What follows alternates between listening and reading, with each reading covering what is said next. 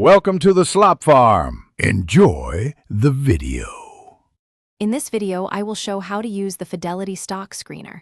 Start by opening the Screener tab, choose a preset or create a new one, and add filters for sector, market cap, and performance. Set price and volume thresholds, then customize columns to show the metrics you care about.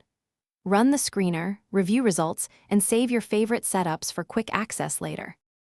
In this video, I will show how to use the Fidelity Stock Screener. Begin by selecting filters that match your goals: market cap, sector, valuation, and performance metrics. Combine multiple filters carefully to avoid excluding useful candidates and adjust ranges incrementally to widen or tighten results. Preview stocks in the list, examine charts and fundamentals, and note which filters produce the most actionable ideas for further research.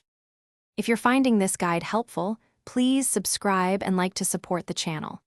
Quick recommendation: the Kindle Paperwhite is great for reading research notes and investment books on the go, with a glare-free display and long battery life that keeps you focused between screeners.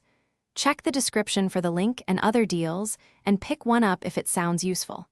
Now let's get back to the video. In this video, I will show how to use the Fidelity Stock Screener. After running a search, sort and highlight columns to find top candidates quickly and click tickers for full profiles and charts. Check fundamentals, recent news, and analyst commentary before adding to a watch list. Use export or save functions to record results and build repeatable screeners that match your investment rules and time horizon. Thanks for watching. Consider subscribing if we helped you today.